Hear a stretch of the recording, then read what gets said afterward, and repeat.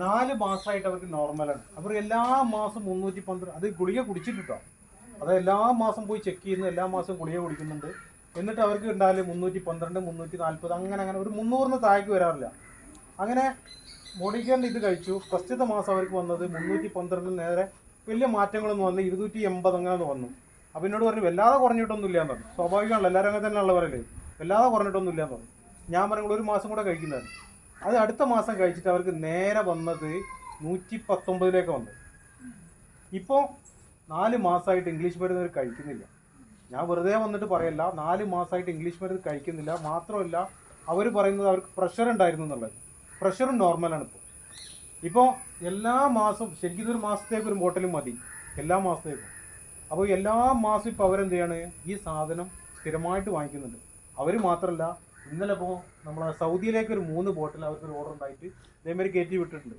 അപ്പോൾ നിങ്ങൾക്ക് ഉണ്ടാകുന്ന ഒരു റിസൾട്ടാണ് എന്താ പറയല്, താത്ത സീനത്താത്താക്ക് ഉണ്ടെങ്കിൽ സീനത്താത്ത വേറെ ആളോട് പറയും ഉണ്ട്. അപ്പം ഇതൊക്കെ എന്താ പറയുക, അൽഹംദുലില്ലാഹ് എന്ന് ഞാൻ പറയണില്ല, ഇതൊക്കെ മാറാൻ ഏറ്റവും നല്ല സംഭവമാണ് ഈ സാധനങ്ങൾ. ഇത് നമ്മളൊക്കെ ഉപയോഗിക്കുന്നതുകൊണ്ട് നമുക്കൊരു സൈഡ് എഫക്റ്റ് ഉണ്ടാകുന്നില്ല. ഇങ്ങനെ ഒക്കെ നിങ്ങളിത് ഉപയോഗിച്ചോളി, നിങ്ങൾ നിർത്തണ്ട. നിങ്ങൾ ചെയ്യുന്നതിന്റെ കൂട്ടത്തിൽ ഇത് കൂടെ ഉപയോഗിച്ച് കഴിഞ്ഞാൽ 1-2 മാസങ്ങൾ കൊണ്ട് നിങ്ങൾക്ക് ഇൻസുലിൻ ഒഴിവാക്കാൻ പറ്റും, മറ്റുള്ള മരുന്നുകളുടെ ഡോസ് കുറക്കാൻ പറ്റും. ഇപ്പം നിലവിൽ ഉപയോഗിക്കുന്ന മരുന്നിൻ്റെ ഡോസ് കുറക്കാൻ പറ്റും. ഡോസ് കുറച്ച് നോർമലിലേക്ക് എത്താൻ പറ്റും.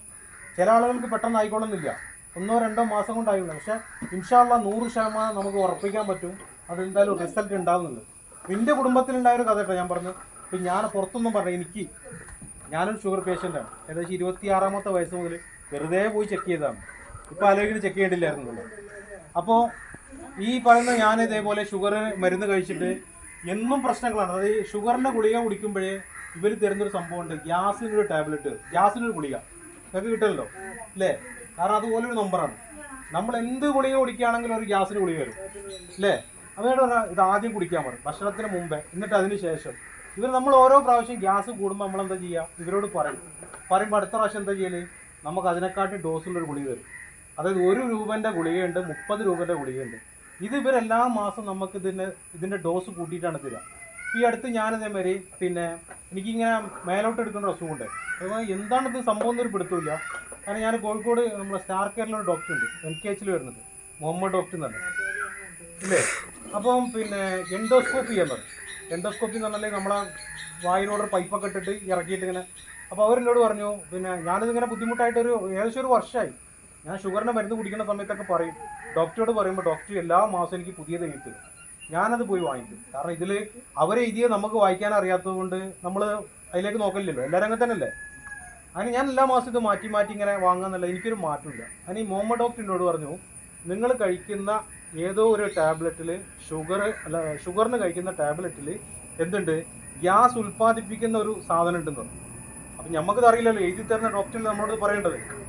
ഞാൻ എന്ത് ചെയ്തു, ഡോക്ടറോട് ചെന്ന് പറഞ്ഞപ്പോൾ ഡോക്ടർ പറഞ്ഞു അങ്ങനെ ഉണ്ട്, ഇതിൽ 2 ഗുളിക നിങ്ങൾക്ക് ഗ്യാസ് ഉൽപ്പാദിപ്പിക്കുന്ന ഗുളിക ഉണ്ട്. എന്നാൽ അത് അറിഞ്ഞുകൊണ്ടായാലും എനിക്ക് അത് എഴുതി തരാൻ പാടില്ലല്ലോ.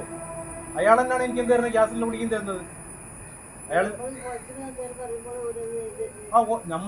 നമ്മുടെ സമാധാനത്തിന് പുതിയ മാറ്റി തരാണ്.